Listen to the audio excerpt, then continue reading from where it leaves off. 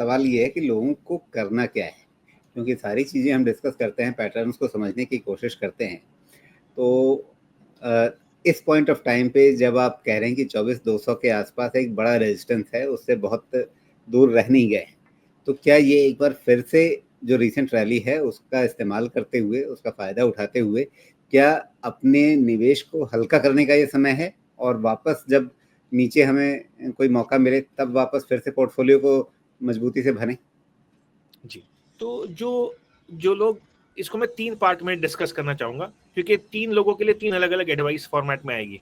पहले तो ये एक बहुत स्ट्रॉन्ग ट्रेडिंग रेंज बन जाएगा, और स्ट्रॉन्ग ट्रेडिंग रेंज बनने का आप अगर आप एडवांटेज ले सकते हैं as a long term investor, तो प्लीज लीजिए। आई वुड से अगर आप फुली इन्वेस्टेड है तो आप 10%, 15%, 20% कैश पे आने की कोशिश कीजिए इस रैली में, क्योंकि एफआईआईज इसी के लिए वेट कर रहे हैं। अगर कोई ये सोच रहा है कि एफआईआईज आगे चल के बेचेंगे नहीं, या वहां पे उनकी सेलिंग फिर से नहीं आएगी, तो it will be a very big mistake, because वो भी अपना पोर्टफोलियो अलाइन करना चाहते हैं।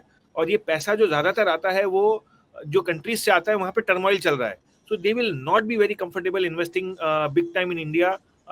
उनको अगर बार्गेन मिल रहा है they will jump in. Okay, so this is the pattern. So I feel it's a trading range that will get created.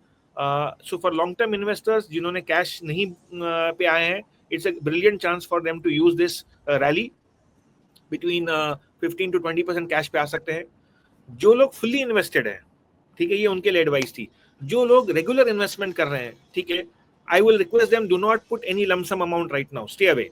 Okay, आपको बहुत सारे और मौके मिलने वाले हैं, you will get lot of, and buy only on dips.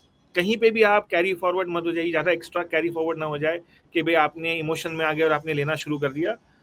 ये एक अच्छा डिस्ट्रीब्यूशन पैटर्न भी बन सकता है मिड कैप्स के लिए। जिन लोगों को तब मिड कैप्स में सेलिंग का मौका नहीं मिला था, वो ये वाला 3-4 महीने का पैटर्न डेफिनेटली डिस्ट्रीब्यूशन के लिए यूज कर सकते हैं। तो be smart, be safe, be cautious.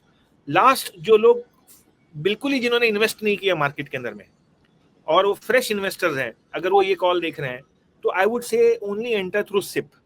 अभी आप लमसम इन्वेस्टमेंट ना कीजिए, that will not be a right thing to do. This is my advice for people for next 90 days, जब तक ये ट्रम्प की टैरिफ्स क्लैरिटी से लोगों के सामने नहीं आ जाती। और सबसे बड़ी दिक्कत है कि लोग अभी तक ये टैरिफ का जो कंफ्यूजन है वो शायद ठीक से समझ ही नहीं पाए।